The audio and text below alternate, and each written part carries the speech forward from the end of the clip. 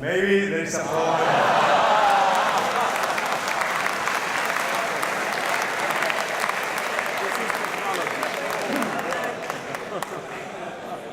You see, I'm not a geek. Very good. So, first of all, I would like to apologize for my broken English because I have been out of an English speaking environment in the last 12 months. And it's not easy to go back to fluent English in a few days. But I think it will be great also because we are in an international meeting, so it will be good for some of you who speak English more or less, so you will understand everything I can say. And I hope native speakers will not need translator into English, okay? So let's say that we are going to speak about technology, and maybe you are wondering why someone who has been offline almost the last 12 months is here today at the stage talking about technology. And I'm going to tell you that maybe I'm here just because of that, because our international network of Jesuit works is so wide and so diverse that I'm just coming 3 days ago from the border of Dominican Republic and Haiti, where I'm working with 2 schools of Fe Alegría at both sides of the border that they do not have internet connection. Okay? And actually they are doing pretty well. They are doing an amazing mission of education without being connected to the internet.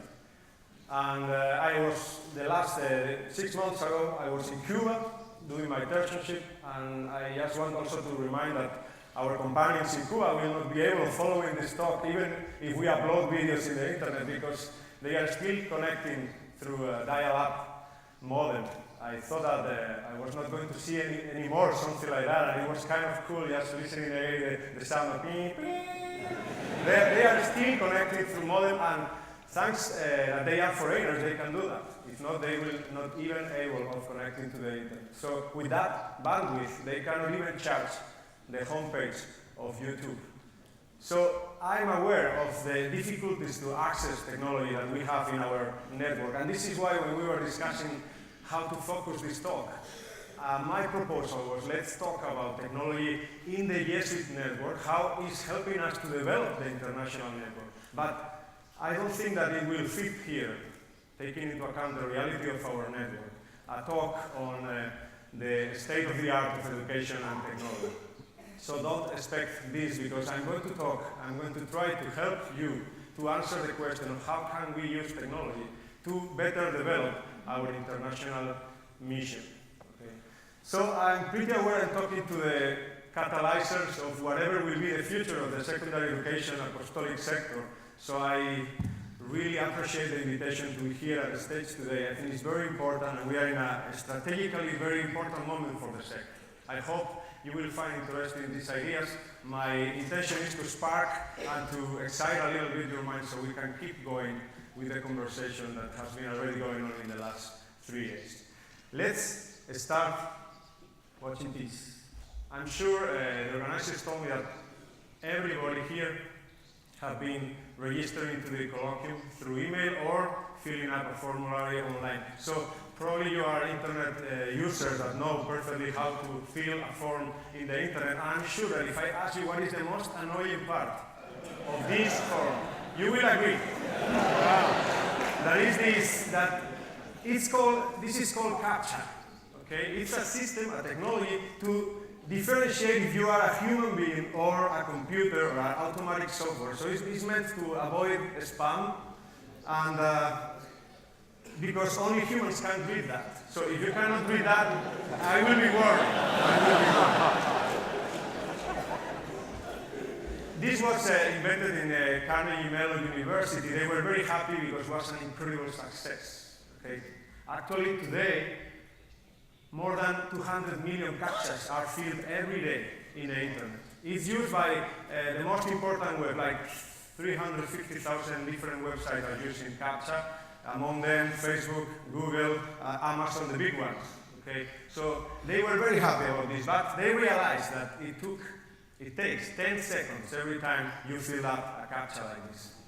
So they start to be less happy about their invent when they realize that humanity as a whole is wasting 500,000 hours of human brain every day in a task that is not possible to do by computers. So they face this question that probably you have been facing many times in your own boards of directors or whatever will be your teamwork. That is, how can we take advantage of our potential? This is something, I think that's the question that brought us here all together as a network. And the guys from Carnegie Mellon University came up with a very good idea. They invented a new system that is called reCAPTCHA, and actually what they do is they have two words now. One word is the classic CAPTCHA, so they know if you are really a human. And the other one is actually a word that a computer didn't understood when digitalizing a book. So what is happening now is that when you are filling up reCAPTCHA, every time you are doing that, you are actually digitalizing, helping to digitalize books that were impossible to digitalize otherwise. So every day, we are translating or digitalizing 10 million words. That means 2.5 million books at the end of the year. This is just an example, a brilliant example, I think, of what we call massive scale online collaboration. And I'm bringing it here today just to give you the sense of why in this age of massive use of technology, small changes can have an incredible impact thanks to the potential for collaboration that relies in the background of these technologies. Let me give you another example. Let me introduce you to Kazungu. Kazungu is a woman from Rwanda, a friend of mine. She had to flee, left the country in 1984 in the middle of the genocide with a small daughter. I met her in Kakuma camp, a refugee camp in northwest Kenya, where I was working in 2006 with years. And she had already another kid in the camp. So when I arrived there, she was already 12 years in that camp. She had secondary education already. She was a single mother with 2 kids. And her dream was to be able of using the time in the camp to acquire more education. So she was able of going back to their country and contribute to the future of Rwanda whenever it will be possible. I don't think I have to defend in this forum the importance of education in this type of settings. So thanks to the problem is that GRS is not offering tertiary education because of the obvious costs of that type of offer. So we usually only work with informal education, primary, secondary education. So thanks to a program like the Jesuit Commons, that is a collaborative program that is bringing the expertise of Jesuit universities to the refugee camps with GRS. In classrooms like this one, this is where I was teaching like 4 months, I was there with them. So thanks to a program like Jesuit Commons, Kazungu was able to study a degree on communication. And actually, I'm in touch with her through Facebook. Okay? And this is a piece of our discussion where I was asking her for permission to use her as a sample today in this talk. And just listen to this, or read this, that she said. The technology not only helped me to study, but it helped to get a job where I do not need to present the documents or pass all the interview processes. It is always based on my ability to do the job, nothing else. And I'm also still paid through electronic bank. So Kazungu is another example of how we can have an incredible impact just through collaborative efforts that today are possible because of technologies of information and communication. So these are just 2 examples that I'm bringing as a main framework to try to express why today we are going to talk about how technology is opening up new spaces to the development of our mission. I'm not going to talk about tools within the classroom. I'm not going to talk about education and technology. I would like to say today very strongly that technology is expanding actually the possibilities of our mission. And that it's not a question of technology, but mainly of creativity and our ability to lead that change. What really can expand or be the limit to expand the borders or the frontiers of our mission. This is like the summary of what I want to say. Let me say it again, it's not a question of technology, but of innovation and the ability to lead the change. But let's go step by step.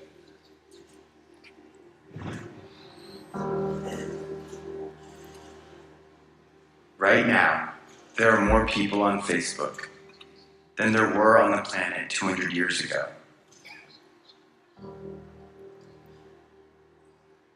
Humanity's greatest desire is to belong and connect. And now we see each other. We hear each other. Grandpa, I love you. I love you. Why want to take a picture? We share what we love, and it reminds us what we all have in common. Dug out alive and well after 7.5 days. If you believe in yourselves, you will know how to ride a bike. One more. Not technically, your device is on. Can you tell? Oh, that's exciting.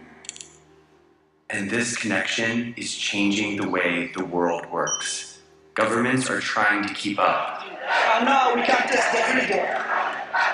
and older generations are concerned. Many people are very concerned about tomorrow, so they could get worse next year.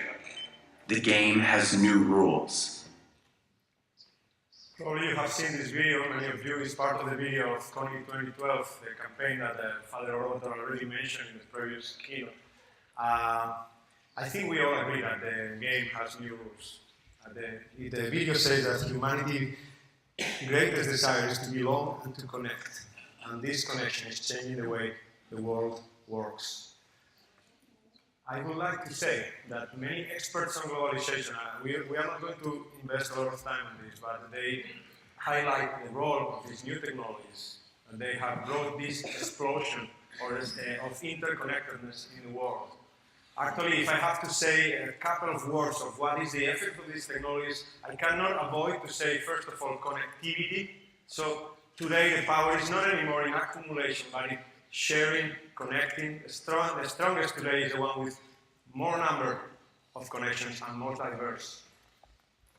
This type of changing game is bringing us a new set that is changing, is challenging even the structures, vertical structures, closed structures. This is even challenging our Jesuit promises that are not anymore a scope valid for a mission that is intrinsically universal. And the second word I would like to highlight is collaboration. Many authors say that we are even passing through an anthropological change that is affecting all individuals, even Jesuits and collaborators. Today the emphasis is in the social side, relationship, communication, dialogue, participation. This is a totally new landscape for our mission. What is important for us today is that the killing feature of these new technologies is the ability to create communities. We have 30% of the world already connected to the internet, and that is changing the landscape where many organizations are working, especially also the church and also the Society of Jesus. Father General has said that this interconnectedness is the context, the new context to understand the world and the place to discern our mission. And I will go even further. I will say that we are perfectly fitted to answer to this challenge. All of you know already Ignatian spirituality, and I don't want to stop. It will take another keynote just to talk about how we are fitted to answer this challenge. But I just want to tell you that our spirituality, our tradition, our structures, the way we work are perfectly fitted to take advantage of the new possibilities of these technologies. Let's say, remember the vision of Ignatius, always talking about the mission from the perspective of the Trinity, looking to the world like we are doing now here. That's the beginning of the sense of mission we have been sent to the world. Think about the ideal of mobility, wherever it's needed for the greatest glory of God. The availability. We are linked to the Pope, to the Bishop of the Universal Church. So we are really free to go wherever the mission asks. There is a professor in Oxford, a Jesuit companion friend of mine, Philip Ender. I'm not sure if he is around because he is going to be here this year working in. So I have to be careful. He has a theory, very interesting one, that says we were meant to be connected at the beginning when the Society of Jesus was created.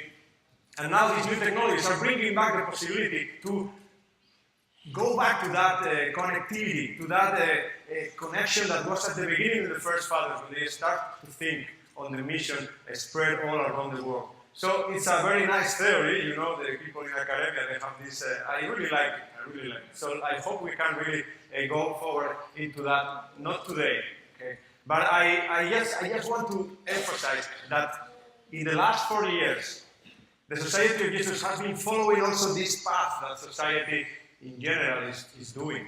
We have been increasing our sense of corporate mission since GC 31, more or less. We have been increasing our sense of globality, global awareness. And I would say that the universality of our mission was an explosion that came in GC 35 that has been giving birth to many initiatives that are trying to drown into this stream of universalizing our mission and getting more and more structures that can help us to embody a universal mission. I'm going to talk about 6 real examples of the use of technology at the global scale of the Society of Jesus, okay? So these are 6 examples that I know because I'm linked to them. So this is why I'm speaking, I could be using other ones, okay? But the first one is GRS. I always ask, why Arupe didn't answer to the refugee problem in a regular way through the provinces? You know? And the answer for that, I guess, is that in his vision, Arupe understood that he was facing the first global issue that was not possible to solve from the local, only from the local perspective. So that's why he just invented and created from scratch the first global institution we have, that is the Jesuit Refugee Service. And today, this institution is already working in more than 60 countries, and a couple of days came the last report, serving more than 700,000 beneficiaries all around the world. So they are facing the problem that all transnational institutions are facing. And yesterday, Daní reminded us that Father General is worried about identity in an expanding world. Okay? So GRS was also worried about that because they were facing a problem of fragmentation. And I'm bringing this example here because they decide to strengthen identity and they decide to do it through information technologies also, together with other strategies. Okay? So first of all, they changed the website and they put a website that was a content management system that is fed by all the regions. So there is a unique website. You can see different views from the different regions, but it's actually the same website. They can put different campaigns, but it's the same website. Everybody has to feed information and need to go there to read and have an update of what is going on in GRS in this moment. So they generate a unique point where all the sources of data are passing through. This is an interesting strategy. The second is they put a Pedro Arupe system that is like a knowledge management program that unifies procedures. They have to pass through the system with all the projects. They have to do all the reports. They have to manage all the finances through obviously it's a private, it's not a website open to the public, but they have this system that is actually helping them to hold together the institution in a very interesting way as a solution to the crisis we saw. And they decided to work in the branding. They were really strong with the use of the logo and serious use of social networks and a clear, professionalized use of the mailing that probably all of you are receiving once in a while to be updated on what happened with GRS. I'm bringing this here because it's a very interesting effect of technologies. This is not just a solution for a crisis in identity. Of course, they have been working in participatory action and strategic plan. They have been doing a lot of meeting of homologous. They use Adobe Connect. They use Skype. I think I can say that GRS will be very different today without Skype. Okay? So I just want to bring your attention to one conclusion we can learn from that. Technology can help us to strengthen the identity of dispersed networks and institutions. Technology can help us to work in a sense of common mission and belonging. And technology is also opening channels to allow everybody to participate in this collective construction of knowledge. So one lesson we can learn from GRS in terms of the use of technology is that they are good on strengthening the corporate mission.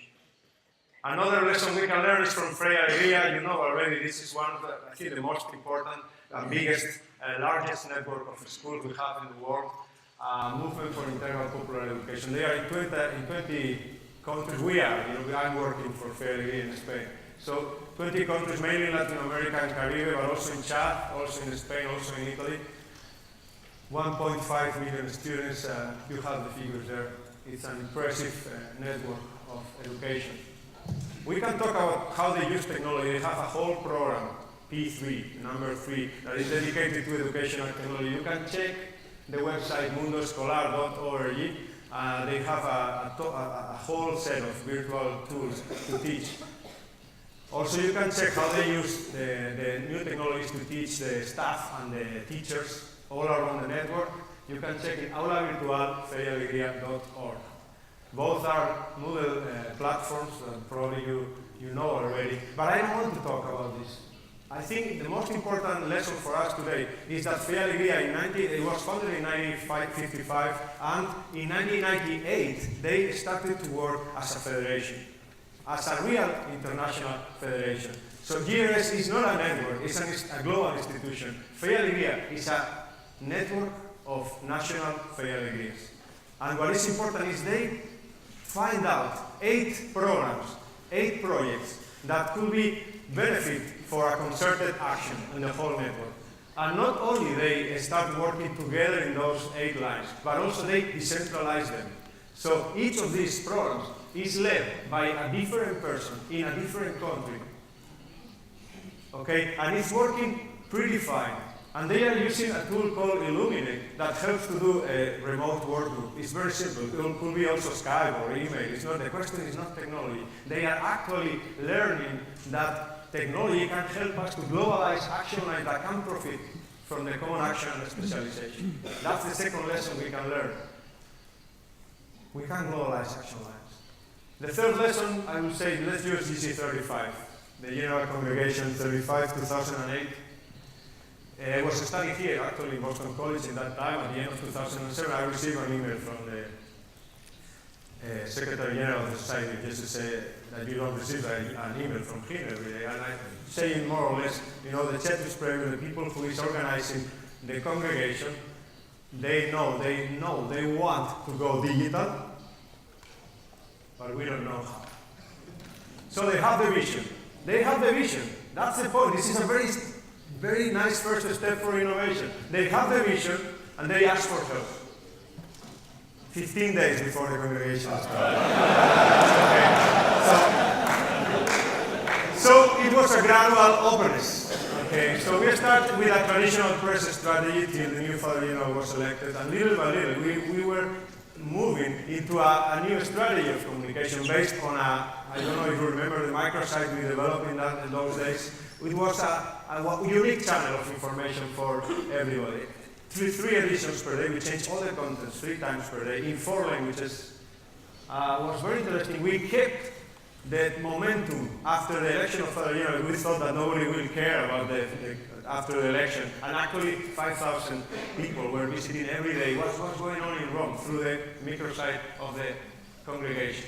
And actually the answer was so huge that we need to open a new section called Echoes of the Congregation, because we started receiving a lot of emails and a lot of messages of people that was addressing the congregation as a whole. And we were so moved by the interaction that we opened that section, Echoes of the Congregation. I will tell you a secret. That microsite is still active in this address, so you can check it if you want while this talk is going on. Okay, this is the website. I suppose you remember was basically the strategy was to use all multimedia information to be sure that we transmit what was going on in Rome and help the people to connect, even in a prayerful way. We put videos and the prayers that the delegates were praying every day on the congregation. So many people were praying together with us at the very same time in very different places of the world. Pictures, video, it was a very hard work in a few period of time, but it was really worth it. Our objective was not the general media. Our objective was to keep together the family, the national family, to allow them to participate in the dynamics of the congregation. To one extent, of course, okay? That's a tricky distance. They asked us to open a window to the congregation. I hope we did it. We established a link and we share the dynamics of the congregation. I will say we taste a little bit the union of souls, of hearts, through new technology also. And I want to take another second. You were the ones who pushed us to do that. It was not the boldness of the General Curia. It was really the congregation itself were asking for doing more in communication. Second, the curias and the media of the Jesuit world were asking for more information and more pictures, videos, data, and especially it's interesting. In a world like today, it's impossible to isolate a congregation. So there were communication that was going on anyway. You want it or not. So there were other websites of the Jesuit world that had much more information than the official one. So at the end, what we did was to incorporate all these dynamics into an official place. Actually, we have to open a blog of the delegates because actually they weren't blogging anyway. So we can make it official somehow, and we can channel that information to the whole Society of Jesus. So the lessons that we can learn from this experience, some of them, is that in 2008, the Society of Jesus, especially the Ignatian family, was already used to the use of technology. And that was a challenge for the Jesuit 35 team. Our culture of technology in a wide sense was ready for something, and we have to jump in late, and we did it. Another interesting consequence was that one of the groups that used the most the website is amazing. They were the delegates themselves. So there was a demand of, I'm not sure if in English that translates, meta-narrative. That means in this type of events that everybody has a very particular experience, there is a need of something to grasp the wholeness of what you are living. There is a need of an official version that kind of tells you what is going on here, because I just have a small perspective of it. So that's very interesting how the delegates themselves were asking for a tool like this one. And also, very interesting consequence is today, every time we have a big event, there is a need for the community of interest who is interested in that. There is a need of a platform to dialogue so we can have a conversation to process and to appropriate what actually is going to affect you later on. So we started with a couple of Facebook groups. In that time, Facebook was not the hit that is today. But at the end of the congregation, we had already 13 Facebook groups on the General Congregation or the Jesuit world. Adolfo Nicolas had his fan page 3 days later after he was elected. So there were a lot of movement. There was a lot of movement around people trying to talk about the congregation. So we can establish a dialogue when the communication technology and the culture is enough. That's another lesson.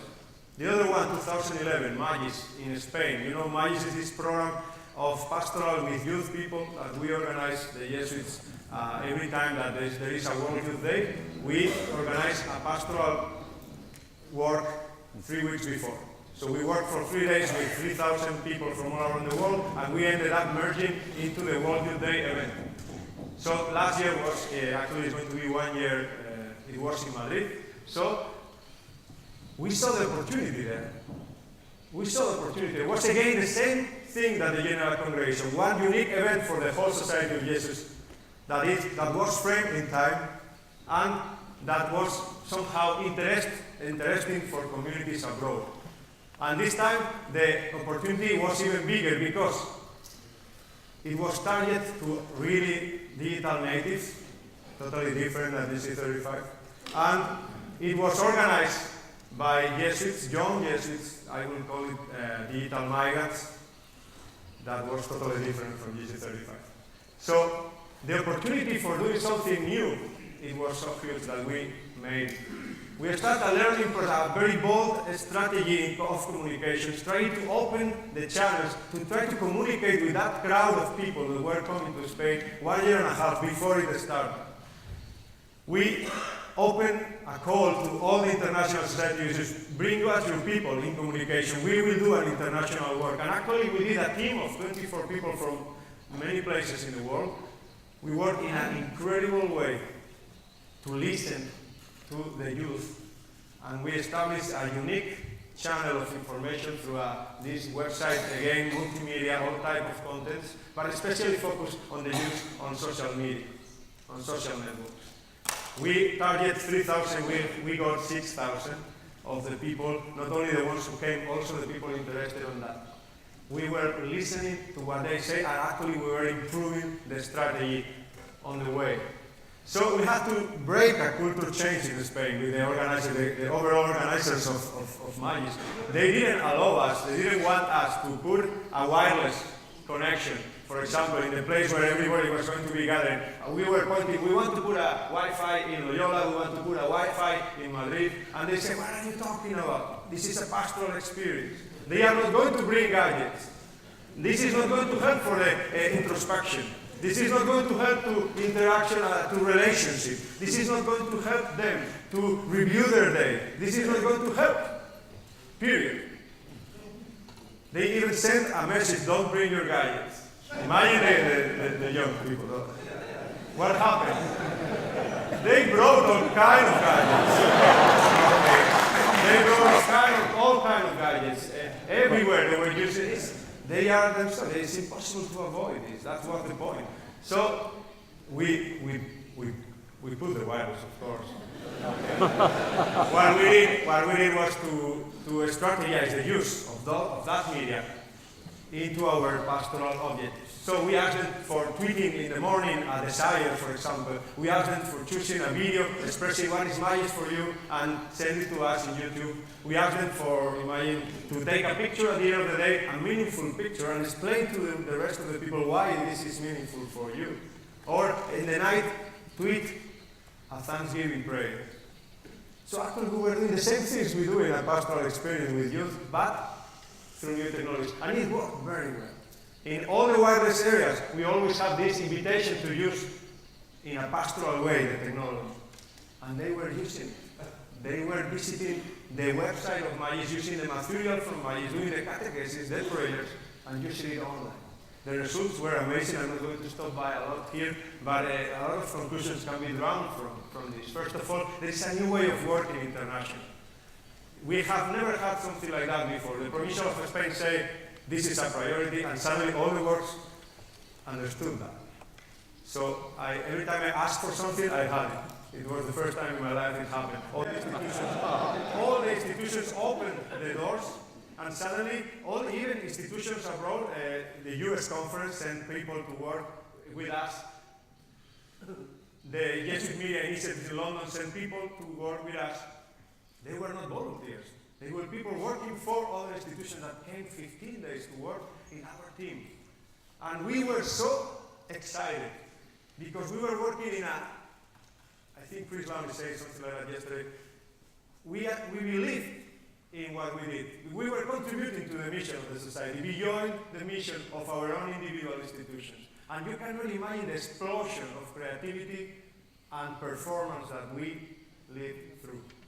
There is something there I just wanted to show you a little bit. Okay? Also, again, the same lesson from GC 35. There is a need of a dialogue.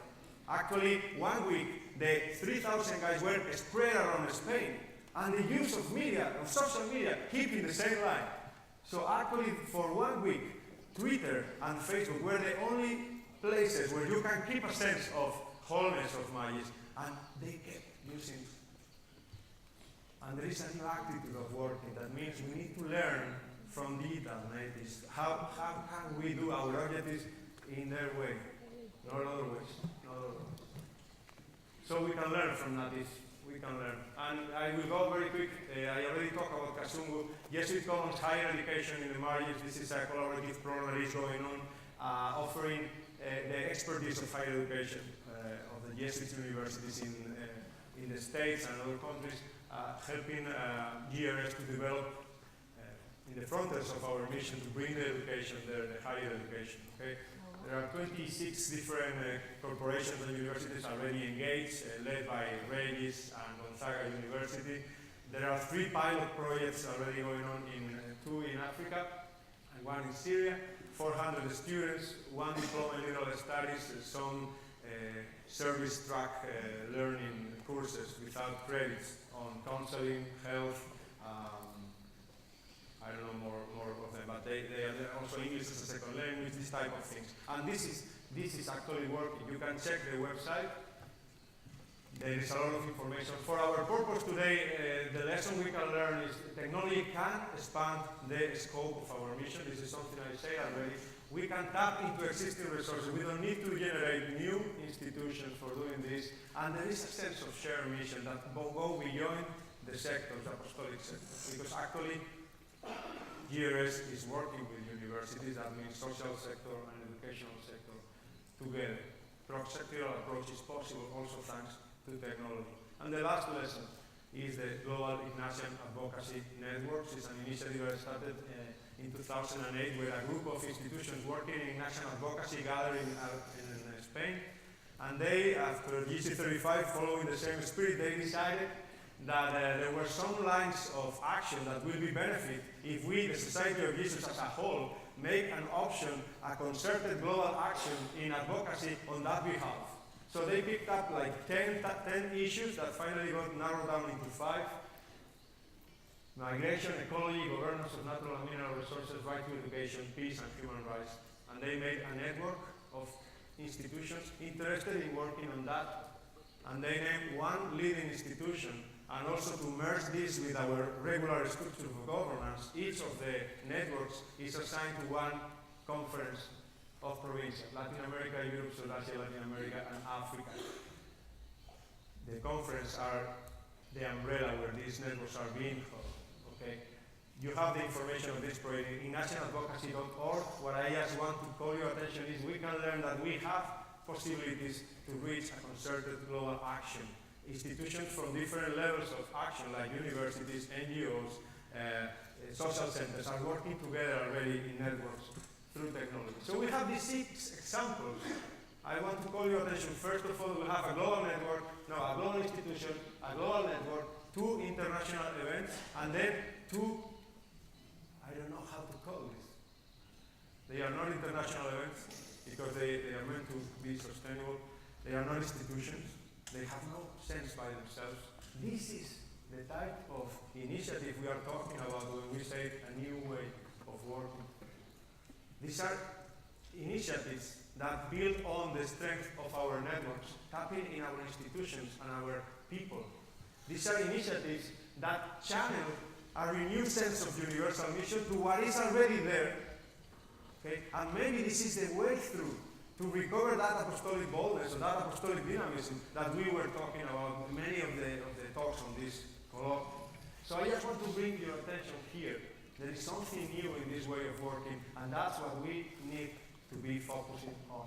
So we have 6 lessons. I'm not an educator from your sector, so maybe you can help me to answer if these lessons can be transferred to your educational sector. Okay? I will pass through very quick. Can we use the corporate mission work of technologies for the expertise or for the identity of Jesuit education? It's possible to globalize some action lines. If Vivian was right, we need to use the strength of our network. We need to use the strength for doing global education. I'm not going to stop in this. Okay, the question of can we use concerted global action is actually what we are trying to answer. My point is, education is really a sector that can take advantage of these new technologies and use it for global networking in a way that we are just starting to understand. So it will be a pity if we stop here the reflection, because the difficulty of this is, when you are talking about examples, is how to take off from examples and how to do somehow a reflection. And I would like to offer you kind of a big picture approach, so can help you that you are leaders of institutions, not techie guys, to use technology in a strategic way.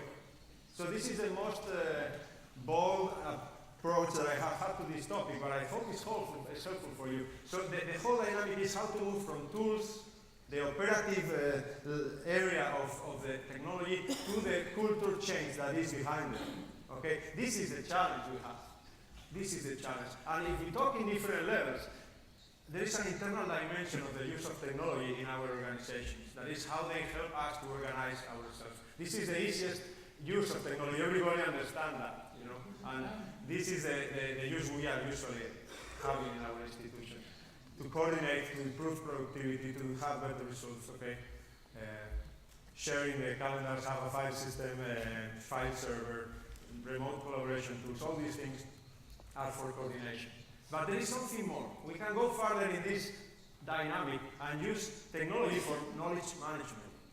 That means at the end is being possible of gathering the information, aggregate our information in our institution, and extract somehow conclusions of what is being done in our institute? How can we learn? How can we restructure our data, our knowledge, and put it out again? So there is a kind of a cycle of feeding information and feedback that help the institution to learn. And in this way, we reach a moment in which all these technologies are helping us actually to have a sense that we are the owners of the mission. That the mission, the strategic decisions are being taken because of the information that came from the local places, and actually it helps to hold the institution together and to have a sense of globality. This is what GRS is doing actually, that type of movement. There is another dimension of the use of technology. It is how I relate to the outside world. So let's say my clients, whatever will mean clients. If you are a teacher, the clients are the students. If you are a director, the clients are the teachers. If you are the secretary of the sector, the clients are the institutions, okay? So the first step is listening. Open your eyes, open your ears, put yourself in the digital world. Listen what is going on. Learn from what the people is saying. And also check what they are saying about you. Managing online reputation, you say. We can go even further. Establish a conversation. Engage. Father Lombardi said yesterday, there is a huge change from listening to conversation. Learn. Be open. Accept insights from outside. And there is another step, and this is even longer, you will laugh about me, but it's co-creation. This is collective intelligence. We are not there.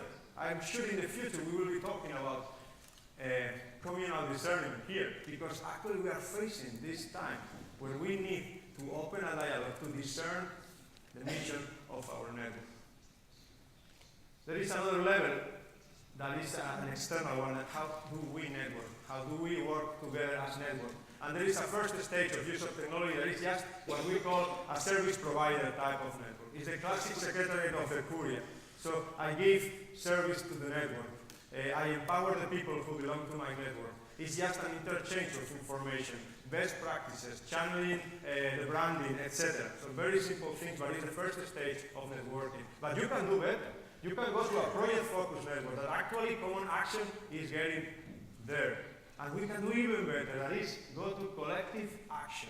That means act as a unique actor, the whole network together, reaching levels that were not there before for us, like Gian is doing, the Global Ignition Advocacy Network.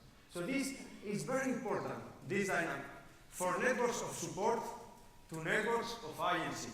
This is something we need to be focusing in the future for sure. This is something that Chris Lamley called from transactional networking and interchange of information to transformational networking. When really everybody works for a mission that goes beyond the individual and the institution. We are in a different level of agency, reaching possibilities that were not there before, isolating. I call it symbiotic networking. That is when I join the network because I'm interested in and I win from that, to synergic networking. That is, we all act together in a different way, reaching different levels. I'm not sure if you allow me to do this jump here, but yesterday when I was listening to Father Lombardi saying from a superficial communication to a sense of communion. This is what is in the background. If someone is watching to our network, they will say they are relating to each other like superficially. They are like kids using technology without knowledge. They are just being selfish. They are just working by themselves. They communicate only in a very superficial way. Our challenge is to move in this direction, towards a level of communion. I don't want to keep the conversation there because I will start falling very soon. But this is the best picture I can give you to bring back to your home so you can have a sense of how to use technology strategically. This is the horizon. This is the horizon of a mature institution in the use of technology. This is the field I'm using. This is technology for organizational development. That's the field of study that we are moving here. And I will say that here you can understand better all the dynamics I have been talking about. For example, GRS is moving there. Okay? So, GC35 was the first moment we really listened, or start listening and move into a conversation. Magis has been a step forward in that plan. Okay? Feia de Gay is moving from a service provider to a really project-focused network. Jesuit Higher Education at the margins is actually a project-focused network. And GIAN is an attempt of going into this amazing world of collective action. We are still trying, but we are moving. And if you see what is making us to move, it's an amazing collective mission, common mission, universal mission. That's what moves us to the right side of this chart. I think it's not by chance, but new technologies allow us to go to a mission that is every time more shared, more participatory, more of everybody, and this is something that is a strategic priority for the society after GT35. So we need to use that. The universal mission, that's where we are looking forward. Every movement should be in that direction. We don't have more time.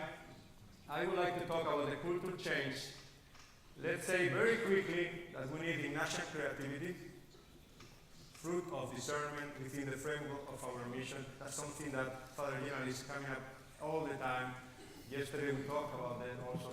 Corporate leadership, we need leaders able of reframing the mission of our institution into a bigger picture approach. We need people experts on universal mission and knowing very well our apostolic work. People who is able of bringing us from networks of work to communities. This is something Father Rotor was writing about that a few months ago. And we need open organization. This is something very important. We need different types of organizations able of going beyond their own self-interest. If not, if we don't have this type of generosity, if we don't have this type of openness to innovation, we will not be able of getting this level of cultural change. Any incorporation of technology to our international network should be helping us in one of these three senses. Either a stringent sense of corporate mission, or giving us new challenges to engage to the mission, or widen the scope and raising the agency of our mission. Every technology we are going to include in our international network should help us in one of these three objectives. And the hardest part of this is how to start, how to keep going, because actually you have a lot of networks going on in your sector. So I will say, let's say, three small recommendations. A bigger one, that is, you can work as a sector in corporative mission. That's something you can do proactively. The rest of things need to be processual. Okay? So I will say, let's work in corporate mission and then open the channels to learn from the intelligence that you already have in the educational sector, because you have networks and expertise and experts in your schools that can be really important for the future of the sector. So three small recommendations, especially for the Secretary of Education. First of all, it's amazing the lack of information at global scale that you have. From someone who is coming from outside, it's a surprise that it's not as a systematization of the information as it could be. Okay, so my first suggestion to you is that to do a survey is very easy with technology today. It's not really expensive, and you would, after this colloquium, have a lot of fresh information. Don't let the momentum go away.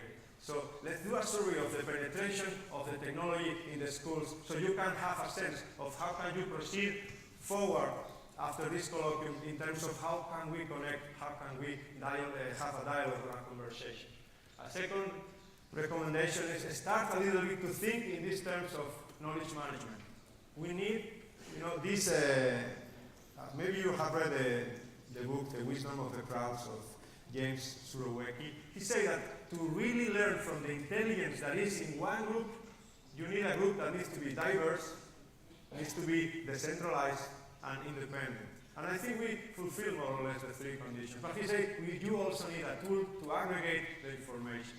And that's the type of recommendation I'm suggesting to you. You need to pay attention to see how you gather information so we can extract some intelligence of that into future strategic decisions really based on hard data from the network. And the third recommendation is let's do a map of the network. There are people, experts in social analysis and analysis of networks that can help the educational sector to map how are you really currently working as a network. So you can identify where are the black holes of the network, where are the networks that are more amplifiers, where is the people who can be used as network weavers that really help things to move forward, and what type of experiences are replicable, etc. So there are people, experts on doing that type of mapping, and it could be a very good step to afterwards have a strategy more based on real information and expertise coming from your own network. I think that there is no more space in the screen, so I think I will finish here. Thank you very much. Here you have the web page, and if you want to read more about Jesuit networking, in this web page, this was a meeting we have here in April, and there are a lot of papers on this topic. And if you want to keep this conversation going on, of course, we can keep that also through email, but mainly I will use your secretary. I'm here just to help from the outside, and I hope that this has been somehow helpful for you. Thank you very much.